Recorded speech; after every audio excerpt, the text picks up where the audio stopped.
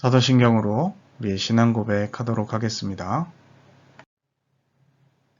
나는 전능하신 아버지 하나님, 천지의 창조주를 믿습니다. 나는 그의 유일하신 아들, 우리 주 예수 그리스도를 믿습니다. 그는 성령으로 잉태되어 동정녀 마리아에게 나시고 본디오 빌라도에게 고난을 받아 십자가에 못 박혀 죽으시고 장사된 지 사흘 만에 죽은 자 가운데서 다시 살아나셨으며 하늘에 오르시어 전능하신 아버지 하나님 우편에 앉아 계시다가 거기로부터 살아있는 자와 죽은 자를 심판하러 오십니다. 나는 성령을 믿으며 거룩한 공교회와 성도의 교제와 죄를 용서받는 것과 몸의 부활과 영생을 믿습니다. 아멘. 지금부터 오순절 후 10번째 주일 예배 하나님 앞에 올려드리도록 하겠습니다.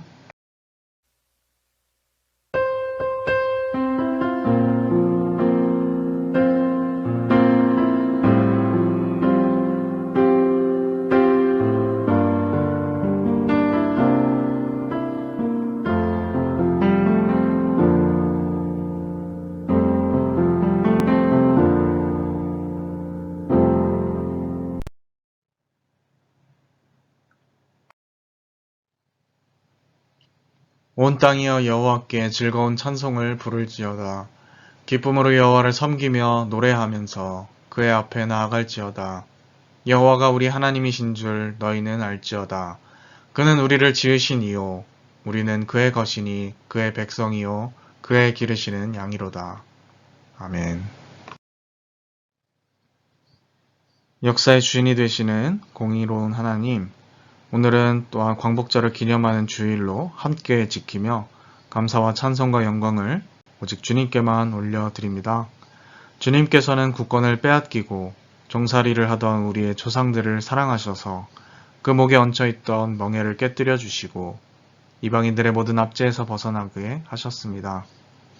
우리 조상들이 고난을 당할 때마다 권능의 손으로 인도하여 주셨으며 어려운 고비를 만날 때마다 이기고 승리하게 해주셨습니다. 오늘 우리가 누리고 있는 이 모든 번영과 발전은 하나님께서 베풀어 주신 은혜임을 고백합니다.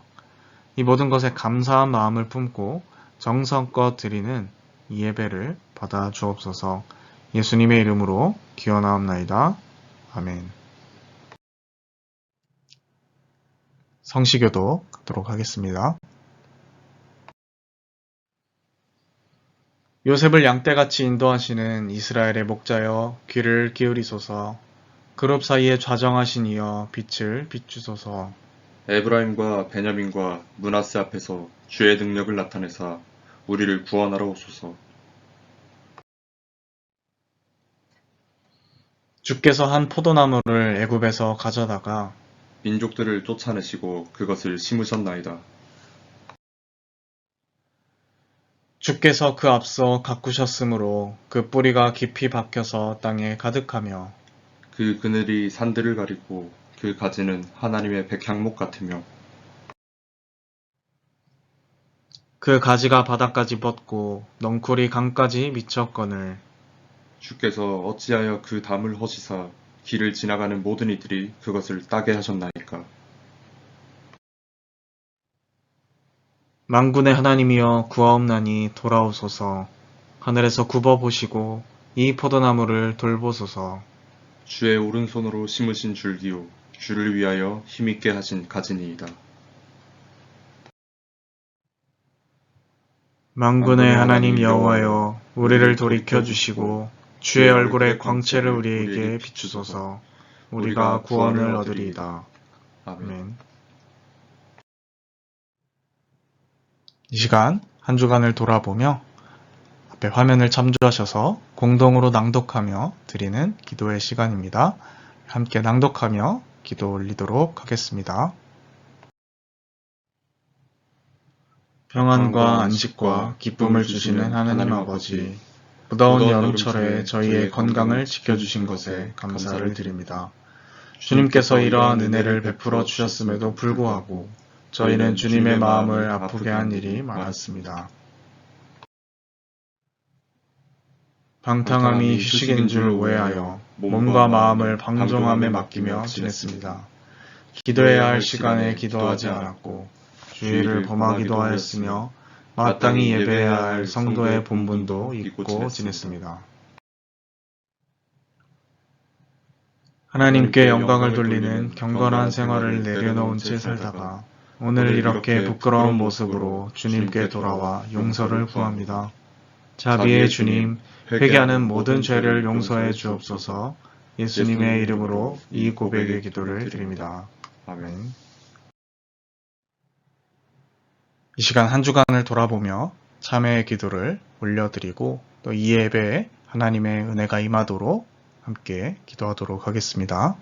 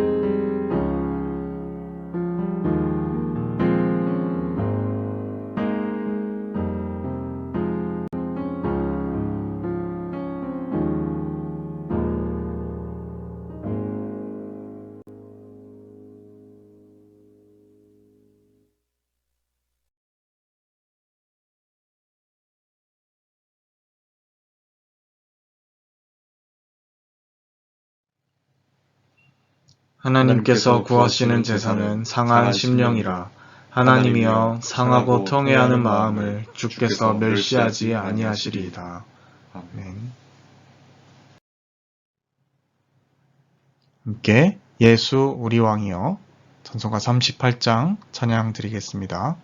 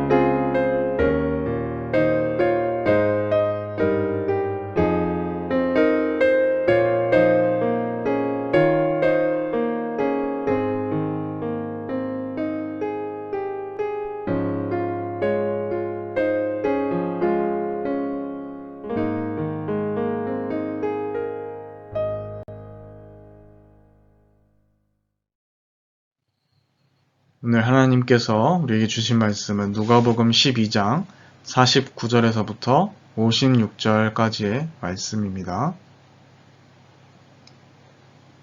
누가복음 12장 49절에서부터 56절까지 말씀입니다.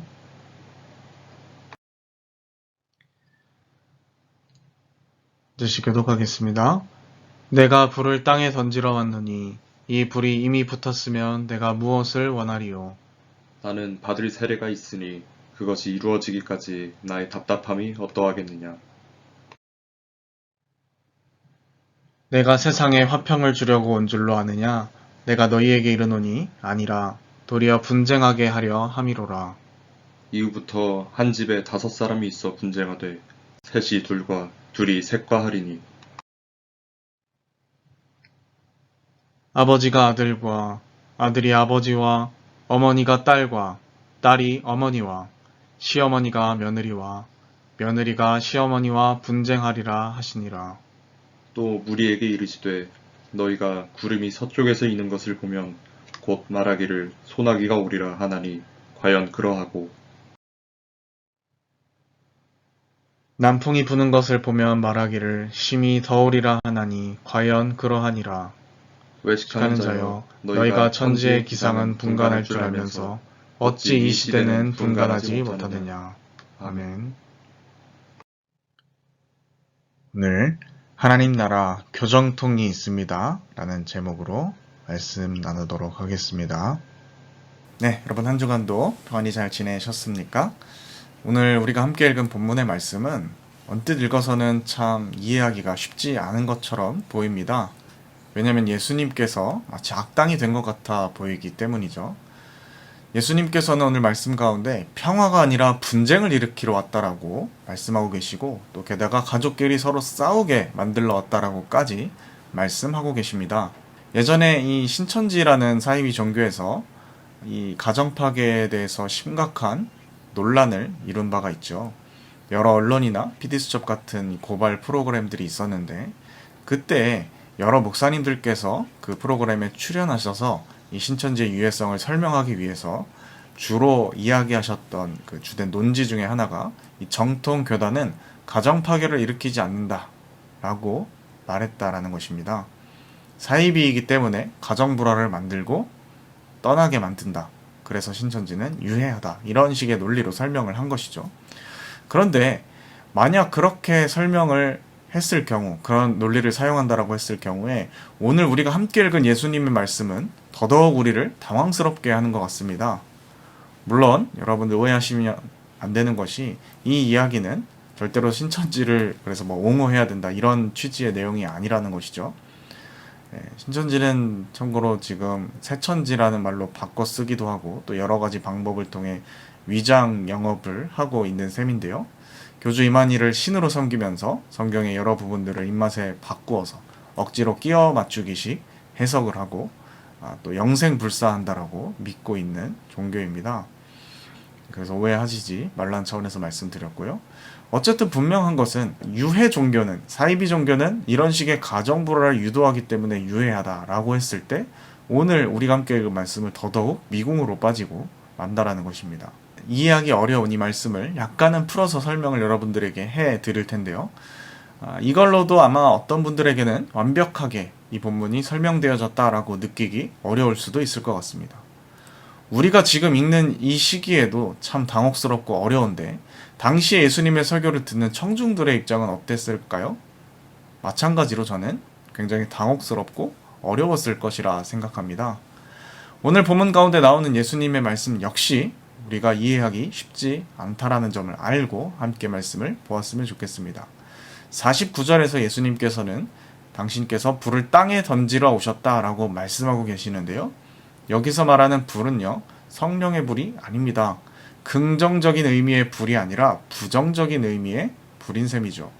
곧 예수님께서 우리에게 환난과 고통을 주시러 오셨다라는 것입니다.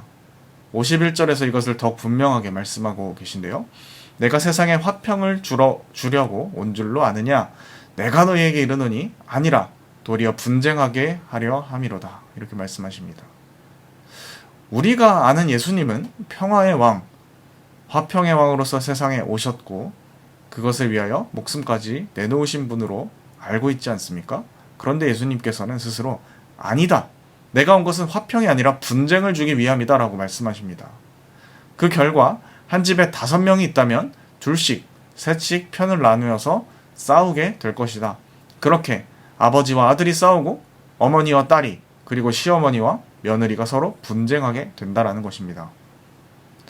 아니 예수님이 오시게 되면 이전에 싸우던 가족도 평화로운 가족이 되어야지 어떻게 거꾸로 평화로운 가정에 분란이 일어나고 서로 싸우게 된다라는 말입니까?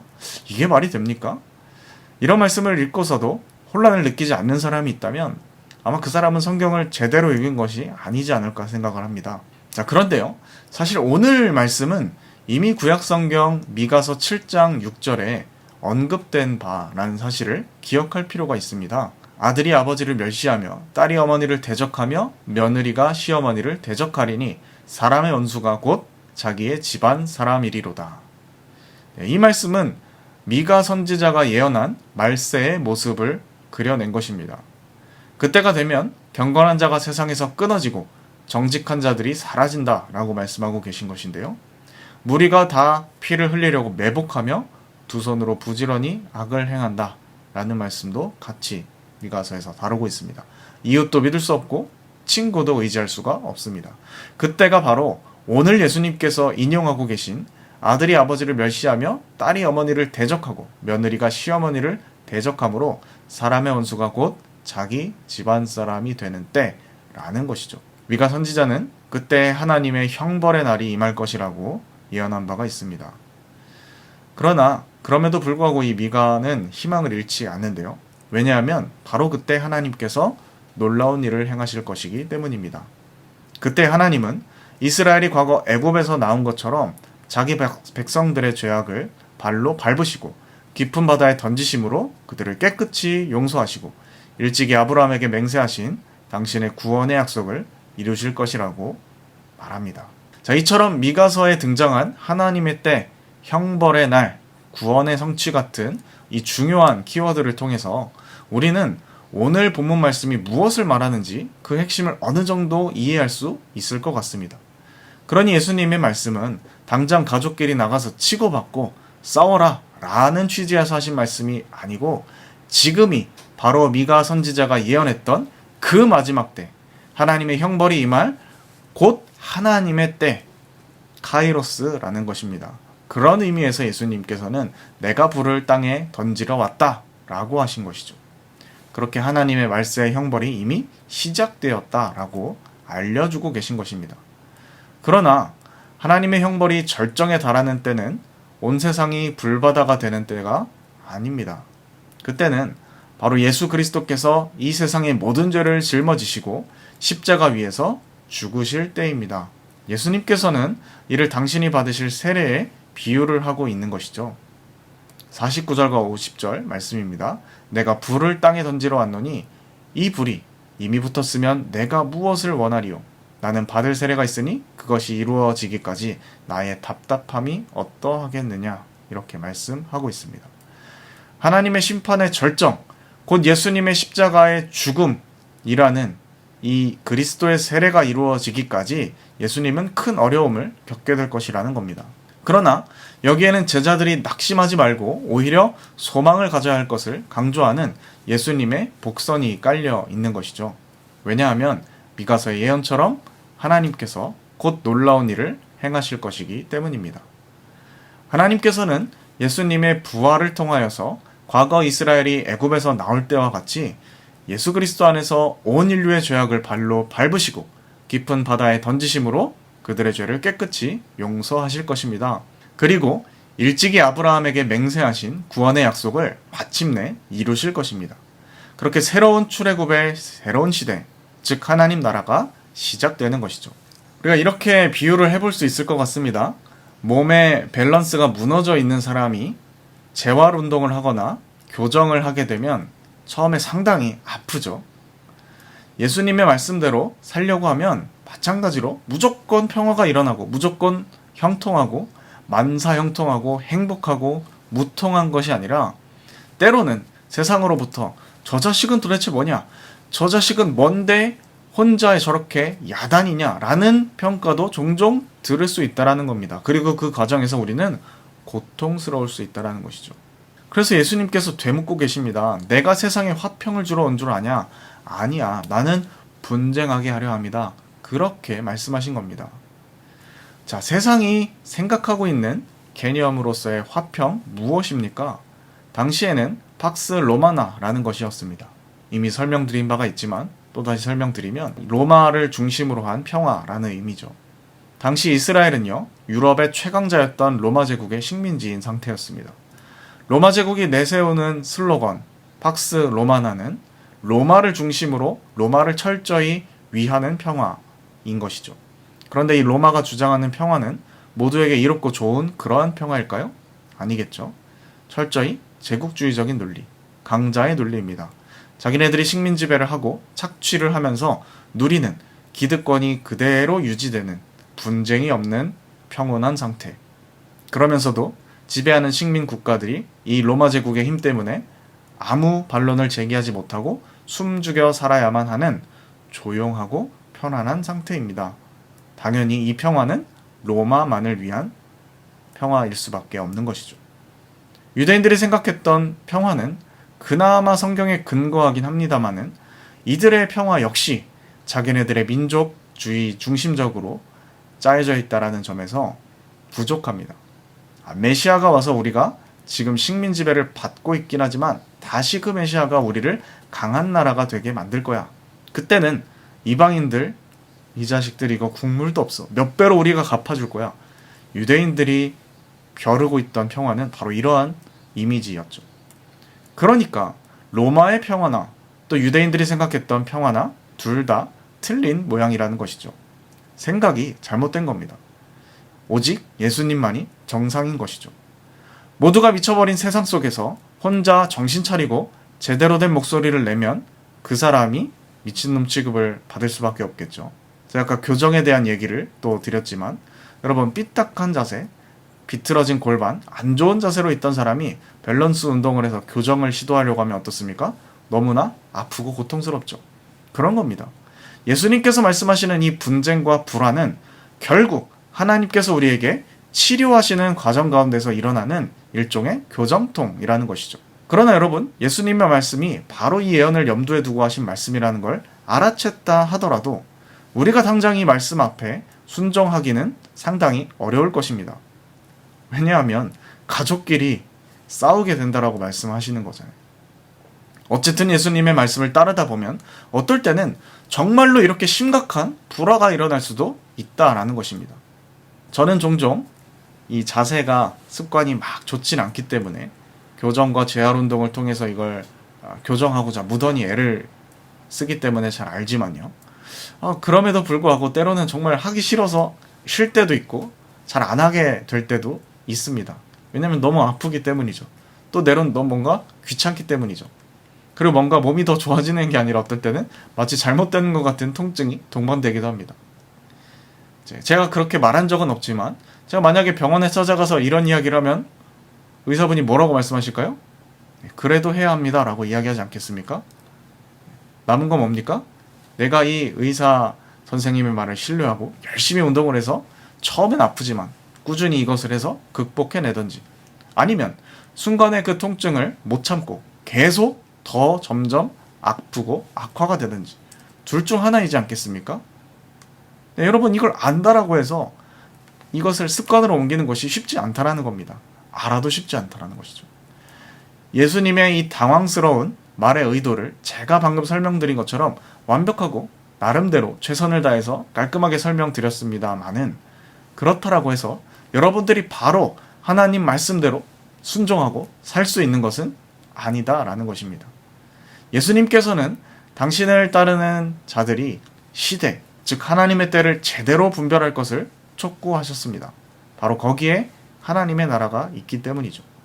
예수님께서는 오늘날 우리들에게도 세상이 미처 알지 못하는 또 이 세상의 눈에는 보이지도 않고 들리지도 않는 새로운 시대, 곧 하나님의 카이로스를 분별할 줄 아는 그 믿음의 안목을 요구하고 계신 겁니다. 그런 점에서 마치 혼란스럽고 난해해 보이는 예수님의 수많은 역설들은 세상의 쾌락 혹은 절망의 깊은 잠에 취해서 정상적인 방법으로는 도저히 이 땅에 하나님 나라를 맞이할 수 없는 그러한 우리들을 뒤흔들어 깨우시는 그분의 전략이라고 이해할 수가 있겠습니다. 그렇기 때문에 오늘처럼 이해하기 어려운 예수님의 말씀을 만나게 된다면 우리는 즉시 깊은 잠에서 깨어나야만 하는 것이죠. 우리가 알람을 맞춰놨을 때 정말 일어나기 싫지만 그래도 일어나야 하는 것처럼 말이죠. 그래서 이 시대, 곧 하나님의 카이로스를 분별해내야 하는 것입니다. 그때 우리가 요즘처럼 극도로 암울한 세상, 희망이 안 보인다라고 말하는 이러한 세상 속에서도 이미 우리에게 임하신 그 하나님 나라를 발견하고 또 맞이할 수 있을 겁니다. 주님께서는 이렇게 말씀하고 계십니다. 천지의 기상은 분간할 줄 알면서 어찌 이 시대는 분간하지 못하느냐, 이렇게 말씀하시죠. 오늘 이 주님의 말씀에 우리 모두가 겸손히 귀 기울일 수 있기를 바랍니다. 시대를 분별하고 하나님 말씀 앞에 철저히 순종할 수 있는 우리가 될 수 있기 바랍니다. 복음을 받아들인다는 것은 무조건 세상이 100% 이해할 수 있는 방식으로 굉장히 합리적이고 또 존경받는 그러한 무난한 사람이 된다는 뜻이 아닙니다. 이 세상 자체가 심하게 어그러져 있기 때문에 우리가 하나님 나라의 법칙을 따를 것을 결단하고 그렇게 살아간다면 우리는 필시 세상으로부터 이상한 사람이 될 수 있다는 사실을 기억하시기 바랍니다. 세상이 바라볼 때 괴짜 취급을 할 수도 있다는 것이죠. 로마 황제를 신으로 숭배하던 시기에 예수 그리스도, 그분이 하나님이시다라고 고백했던 그리스도인들 똑같은 취급을 받았습니다. 그 옛날 일제강점기에 독립운동을 했던 우리 믿음의 선배들도 마찬가지였고요. 신사참배를 반대하시다가 홀로 출교당하시고 옥살이까지 했던 주기철 목사님도 그랬고, 또 군부 독재 시절에 굉장히 소수의 교단과 또 일부 카톨릭만 목숨을 걸고 이러한 운동에 가담한 것도 마찬가지 이치일 것입니다. 아마 당시에 SNS나 온라인 커뮤니티가 발달해 있었다면 그리스도인들과 독립운동했던 믿음의 선배들은 마찬가지로 엄청난 악플에 시달렸을 겁니다. 도대체 무슨 이상한 해괴한 주장을 하는 것이냐? 그런 소리는 너희들 세계에서나 해라. 이런 비아냥을 받았겠죠. 그런 점에서 생각해보면 전 개인적으로 최근에 교회에서 다뤄졌던 이 광복절 설교를 살펴보면 작년 혹은 재작년 같은 시기에 다뤄졌던 좀 유명한 교회 설교들을 보면 이 설교가 양극단으로 갈라졌다라는 생각을 하게 됩니다. 한쪽에서는 일본을 감정적으로 대해서는 안 된다. 평화와 경제를 위해서 크게 생각하고 양보할 것은 양보해야 된다. 이렇게 말하고요. 한쪽에서는 민족의 자존심을 걸고 불매운동까지 불사해야 한다. 이렇게 말하기도 합니다. 그런데 여러분, 예수님께서 말씀하신 평화는 아까도 말했지만 강자들이 약자들을 억압하거나 그 피를 짜내어 마시면서 얻어지는 겉으로 보기에는 깔끔한 체제, 이것을 지지하지 않는다라는 것이죠. 기준이 어렵다 생각하시면 아마 하나만 보면 되지 않을까 생각합니다. 현 상태를 유지했을 때 한쪽만 이득을 보는 세력이나 집단이 있다라고 하면 그 평화는요, 하나님 나라의 평화와는 다른 거짓 평화란 이야기입니다. 이것을 꼭 고려했으면 좋겠습니다. 예수님께서 던지시는 불에 우리가 타 없어지지 않기 위해서는 우리 자신이 바로 예수님께서 던지시는 불 그 자체가 되어야 할 것입니다. 단순한 친일이냐 반일이냐 혹은 진보냐 보수냐 이러한 문제가 아닙니다. 하나님 나라의 관점에서 모두가 이로울 수 있는 평화냐, 아니면 현상을 유지하면서 강자와 기득권만 이득을 그대로 챙길 수 있는 그러한 평화냐, 이것이 문제인 것이죠. 이슈가 이것만 있는 건 아니죠. 노동자의 문제도 있고요, 성평등의 문제도 있고, 계급의 문제도 있고, 우리의 사회에는 수많은 거짓에 기반한 평화가 참 많이 있습니다. 이 모든 언밸런스한 가짜 평화들은요, 정말 하나님의 심판 때에 다 무너져 내리게 될 거라는 것입니다. 분명한 것은 성경은 우리에게 이것을 분별하지 못하고 그저 현상 유지하며 여기에 깔고 앉아 누리고 추구하는 삶을 산다라면 그 사람은 누구든지 간에 심판 때 같이 멸망할 것이라고 우리에게 가르쳐 준다는 것입니다. 예수님께서 너무 소름 돋는 이야기 하시지 않습니까? 그날에 많은 사람이 와서 주여 주여 제가 주님의 이름으로 이런 거 하고 저런 사역하고 어쩌고 저쩌고 했지만 예수님 뭐라고 하십니까? 나는 너를 모른다. 이렇게 하시지 않습니까? 우리가 주님으로부터 이런 취급을 받는 사람이 되지는 말자라는 것입니다. 그러니 여러분, 예수님의 말씀처럼 먼저 우리가 시대를 잘 분별할 수 있었으면 좋겠습니다. 우리가 하나님 말씀 안에 있다면 결국 하나님께서 모든 것을 바로잡으시는 종말 심판의 때에 우리의 삶을 옳았다라고 말씀해 주시면서 우리의 손을 번쩍 들어주실 줄로 믿습니다. 오늘 다소 당혹스러운 예수님의 말씀을 함께 살펴보았는데 정말로 우리가 이 예수님의 말씀을 단지 불편함으로 받아들이는 것이 아니라 우리의 삶을 이롭게 하고 이 세상을 이롭게 하는 교정통인 줄 믿고 우리 스스로가 예수님께서 던지는 심판의 불로서 그렇게 아름답게 살아가는 저희들 됐으면 좋겠습니다. 기도하겠습니다. 하나님 아버지, 오늘 말씀을 통하여서 우리에게 진정한 평화와 우리가 추구해야 할 하나님 나라 평화가 무엇인지 생각해 볼 수 있게 하심에 감사드립니다. 저희들 진정으로 가짜 평화, 거짓 평화에 속아 현상 유지하며 적당히 이 세상 가운데서 잘 살게 하려는 마음들 내려놓게 하시고 시대를 분별하며 예수의 진정한 제자들로서 이 시기에 진정한 공정과 상식을 회복해가는 저희들 되게 하여 주옵소서.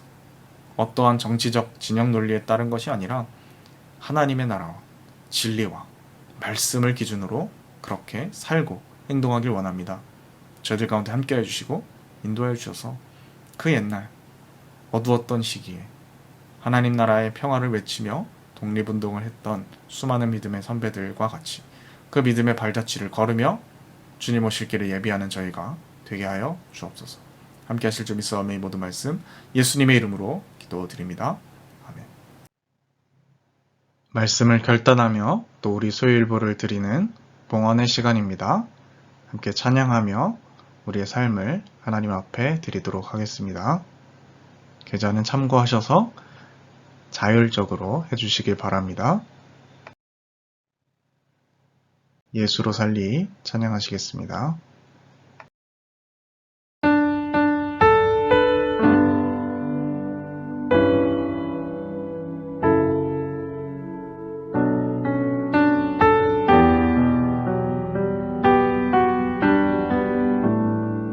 계절은 흐르고 꽃은 피고 저도 시들지 않은 생명이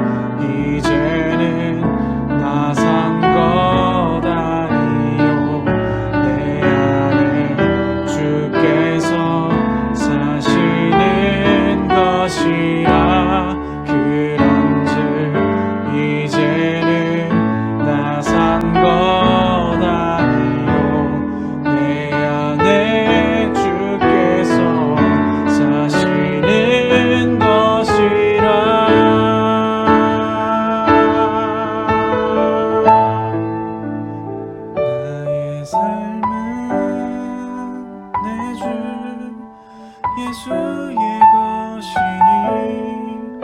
내 생명 다해 예수로 살리 내 모든 것 내준 예수의 것이니 내 전부 되신 예수로 살리 내 전부 되신 예수로 살리 내 전부 되신 예수로 살리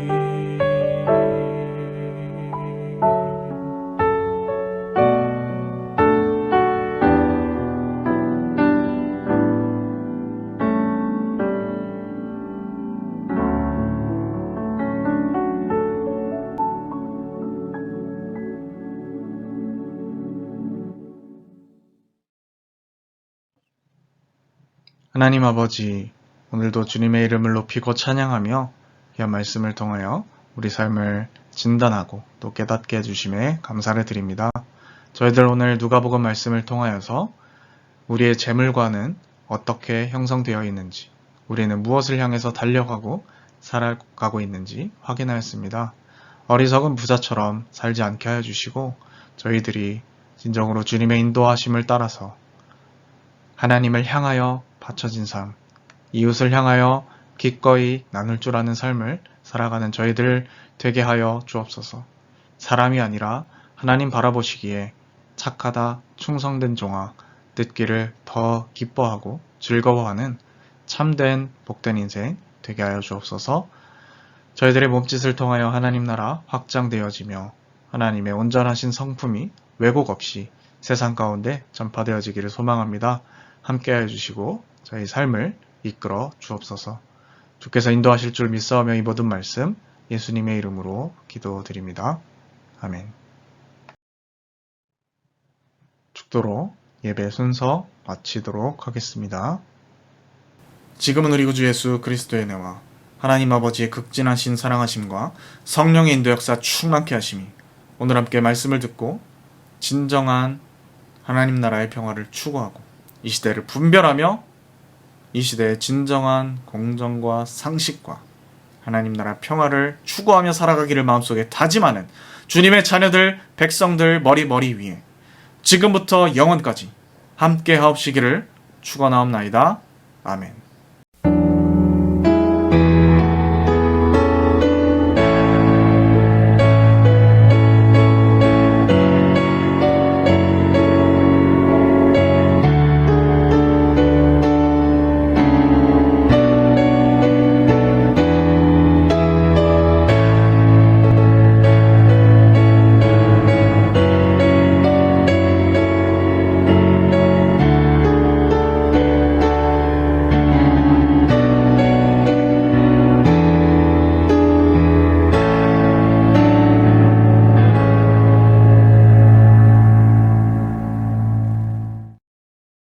여러분 한 주간도 하나님과 동행하며 이 시대에 거짓을 분별하고 또 믿음의 선진들을 본받아 하나님 나라를 추구하며 살아가는 우리 모두가 되시길 바랍니다.